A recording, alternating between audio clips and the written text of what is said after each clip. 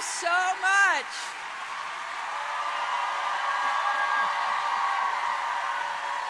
Thank you.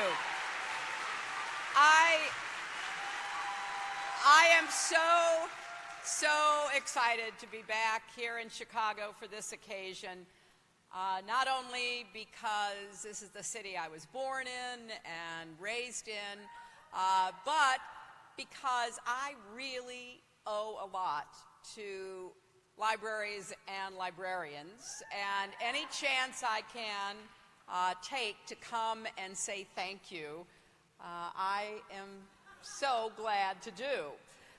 I want to thank Dr. Julie Tadero for her leadership. I saw her backstage, and I said the phrase "Madam President" is still one of my favorites.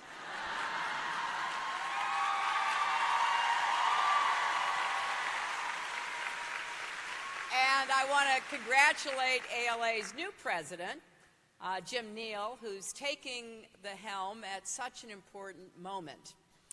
I also want to thank John Anderson, president and publisher of Simon & Schuster Children's Publishing, because in a minute I will say a word about the children's version of It Takes a Village that will come out this fall, but mostly to be back here with librarians, authors, educators, people who come together every single year to learn from each other, swap stories, debate the fine points of archiving and internet privacy.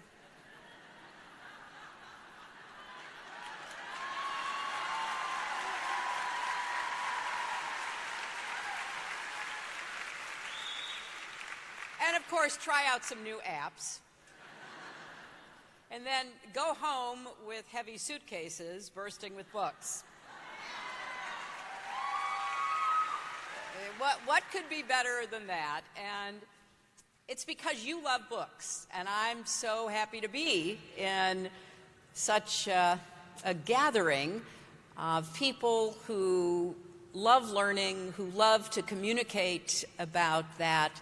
And I've thought much over the last few weeks as I've been working to finish my most recent book, which will explore what happened in the 2016 election and what we need to know about ongoing threats to our democracy.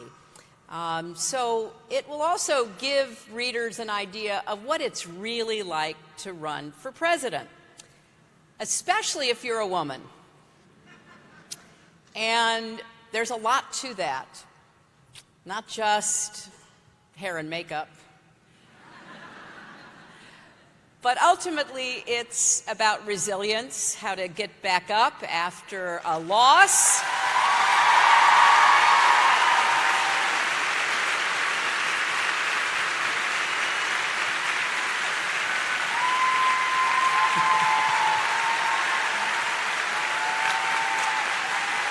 And I think that's something we can all relate to. It is the most personal book I've written. I am looking forward to sharing it with you and readers because I know it doesn't have all the answers to every problem we face as a country, but I think it's important that we begin a conversation about who we are and what we stand for and the values we hold dear. You probably get asked a lot of questions about that. And I want to share 3 reasons today why I believe we need you. We need libraries and librarians now more than ever.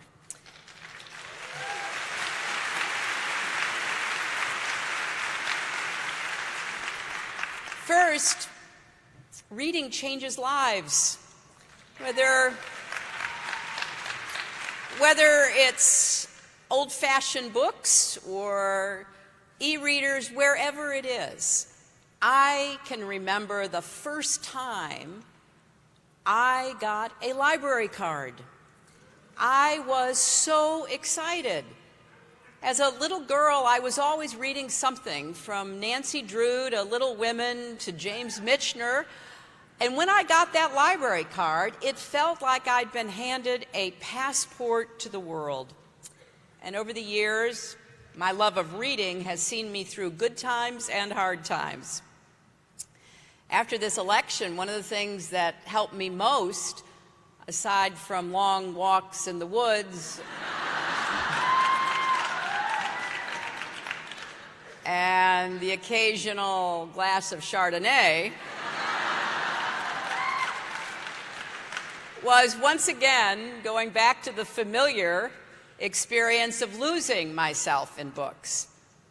I finished Elena Ferrante's Neapolitan novels. I devoured mysteries by Louise Penny, Donna Leon, Jacqueline Winspear, Charles Todd. I reread old favorites like Henri Nouwen's The Return of the Prodigal Son, the poetry of Maya Angelou and Mary Oliver. I was riveted by the Jersey Brothers and a new book of essays called The View from Flyover Country, which turned out to be especially relevant in the midst of our current healthcare debate. And I've enjoyed making my way through the growing stack of books that people have sent me, often with notes that say things like, "This one helped me, I hope it will help you." Now, 20 years ago, I wrote a book of my own called It Takes a Village, and I did it because I thought we needed a debate about what it is children need to grow and prosper, how we can help create villages that help support parenting and families. I believe more fiercely than ever in that message. You see, I don't think anyone can build a business or heal a community or lift a country or really do anything in life worth doing all by ourselves. I really do believe we are stronger together.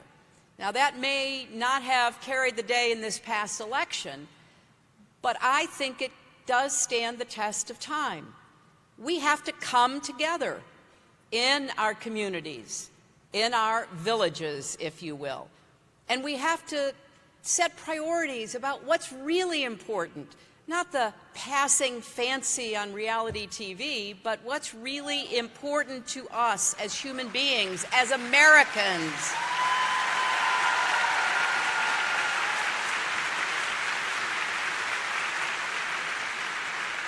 And so I'm thrilled that It Takes a Village will be published by Simon & Schuster Books for young readers as an all-new, full-color picture book with illustrations by the phenomenal Marla Frazee. And I have a copy right here.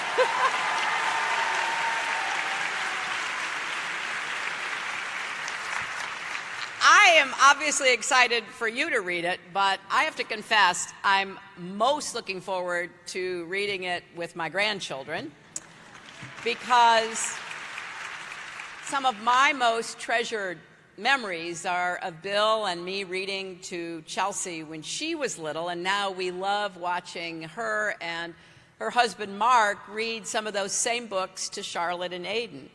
You know, Curious George and Goodnight Moon and The Runaway Bunny and so many others. And then I have to do a shameless plug for my daughter's own wonderful children's book, She Persisted.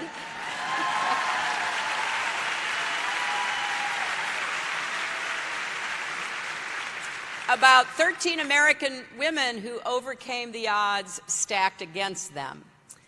Now, we know that scientists can literally watch the synapses and neurons firing when parents read, talk, and sing with their children. It helps our youngest learners start to understand words, build vocabularies, develop their brains.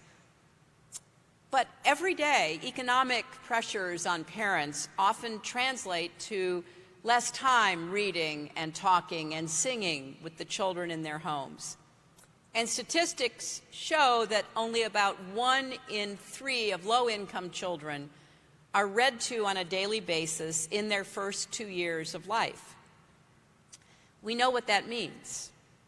By 4 years of age, children in lower-income families have heard 30 million fewer words than their more affluent counterparts. Think of that.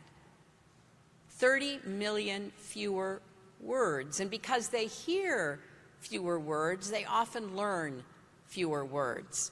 That means they begin school with smaller vocabularies and then struggle to catch up. Coming to school without words is like coming to school without having had dinner the night before or breakfast in the morning. It makes it harder for kids to develop their creativity and their imagination, to learn, to excel, to live up to their own God-given potential. And it can have lifelong consequences. So reading is not just a nice thing to do, it's how we help give our children the best possible start in life. And if we're serious about raising curious, empathetic, brave citizens, that starts with raising readers.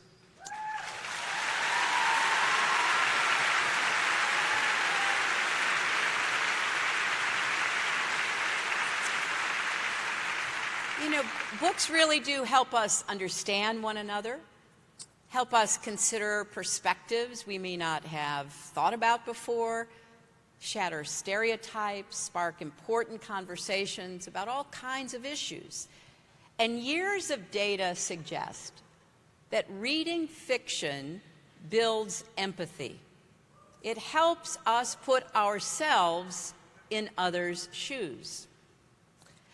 One study even found that young people who read the Harry Potter books, which first came out 20 years ago this week,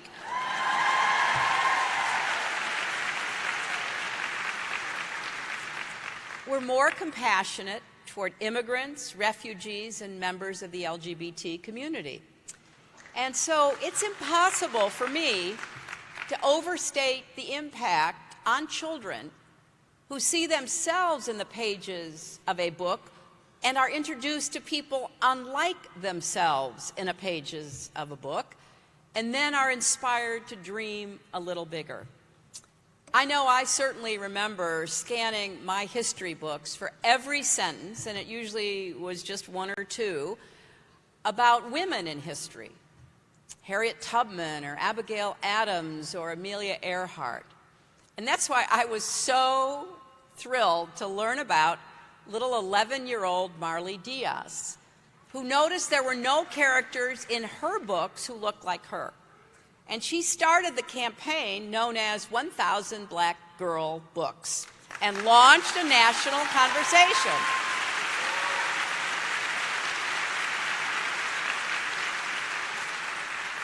Marley and organizations like We Need Diverse Books are doing crucial work.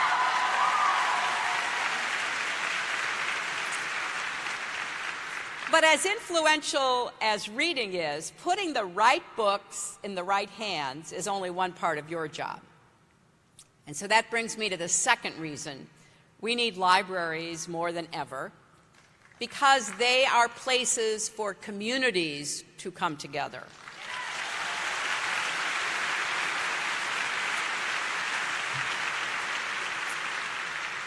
You see this every day. Libraries are one of the few places in America shared by people of every income, race, background, ethnicity, religion, sexual orientation. Everybody is there. And at a time when 70% of teachers assign homework that requires the internet, and you have 5 million kids who don't have access to the internet at home, the library becomes an irreplaceable resource for those children. And so it is stunning to think about everything that goes on in a community library. A few years ago, I visited the Queens Library in Flushing, Queens, New York. And part of the reason I did was because Queens County, which is one of the boroughs of New York City, is the most diverse place in our country. And it was packed with people from all over the world looking for information in dozens of different languages. There were resources for veterans and voters, summer reading programs and coding camps. There were papers and primary source documents that made history come alive. It was thrilling to me to see people using the library as they were. The library is a place for aspiring entrepreneurs to work, to delve into data and resources to help get their businesses off the ground.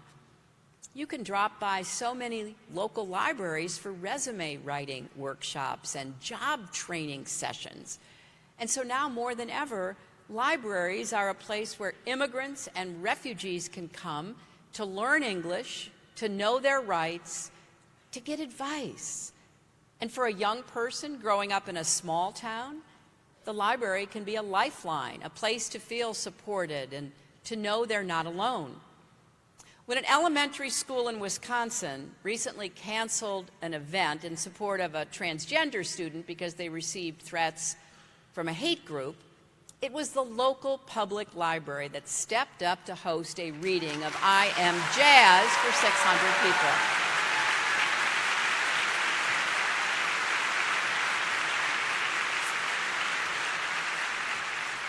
What a powerful message that sent.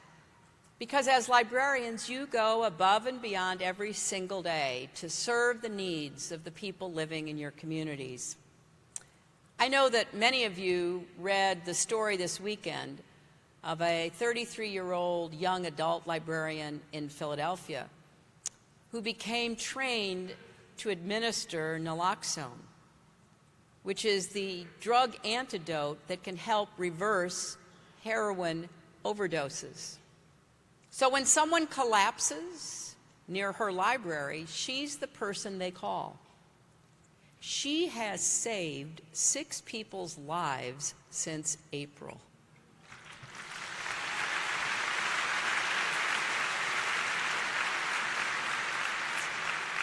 And how smart it was for the library system in Philadelphia to know that because of where libraries are situated and who comes to libraries, training librarians to be literal lifesavers made sense.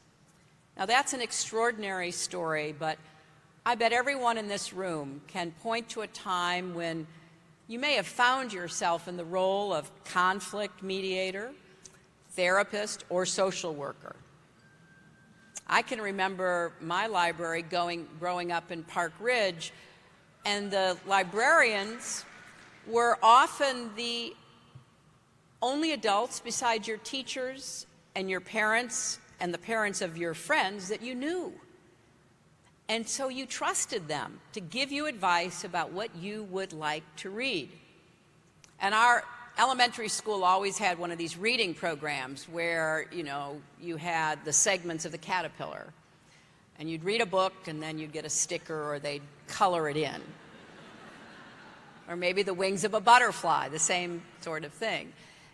And the librarians were so encouraging. Well, you've got like 10 more segments to go. What do you want to read today? The third reason why we need libraries is because we need critical thinkers more than ever.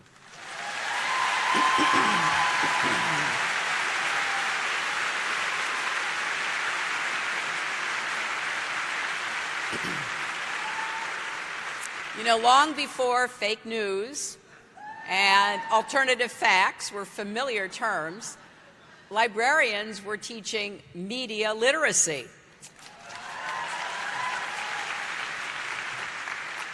In libraries and classrooms across the country, you help learners of all ages sort out truth from fiction and how to build an argument based on rational evidence.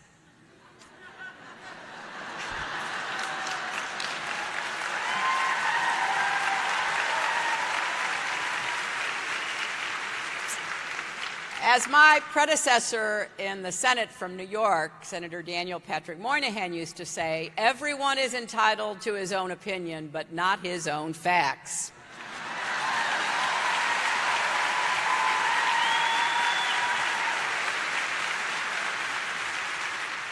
Or to borrow a quote from one librarian's media literacy lesson, quote, "Be careful what you read on the internet," unquote. Abraham Lincoln, 1868.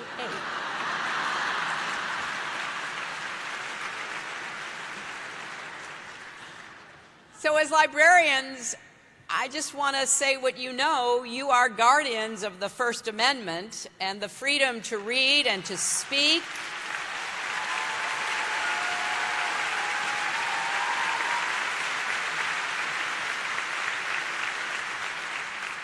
You stand up to censorship by highlighting banned and challenged books, because we should all be reading books that challenge us. The work you do is at the heart of an open, inclusive, diverse society. I believe that libraries and democracy go hand in hand.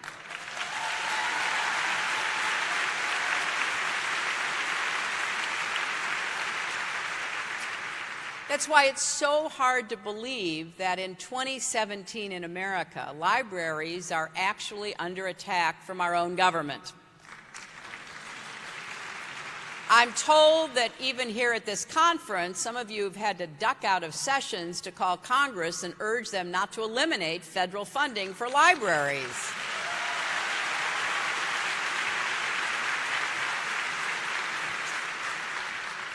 The administration has proposed doing so in the budget, and that is not only short-sighted, it is deeply disturbing. It's like something out of Fahrenheit 451, a book you can't keep on your shelves lately. And it's not just libraries. It's also the Corporation for Public Broadcasting and the National Endowments for the Arts and Humanities. That would have a disproportionate adverse impact on rural and underserved communities. And that's why, as librarians, once again, you have to be on the front lines of one of the most important fights we have ever faced in the history of our country, the fight to defend truth and reason, evidence and facts.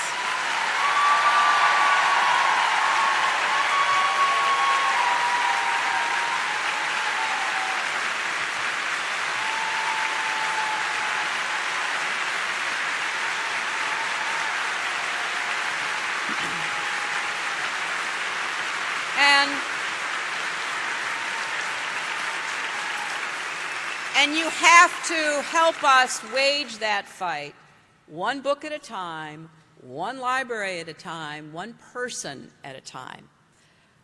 I am here today because of great public schools, great educators, the Park Ridge Public Library, the encouragement I received throughout my childhood, not just at home, but in school and at the library, to be exposed to a wealth of great books. In first grade, Miss Taylor read us Winnie the Pooh every single day from September to June. I remember the poems Mrs. King taught us in sixth grade to teach us about nouns and verbs. And later, my youth minister at our Methodist church opened my eyes to the wider world by sharing excerpts from Dostoevsky and Niebuhr and T.S. Eliot. Every one of you could probably tell similar stories, and so could millions of the rest of our countrymen and women. So please, know how important what you do day in and day out is.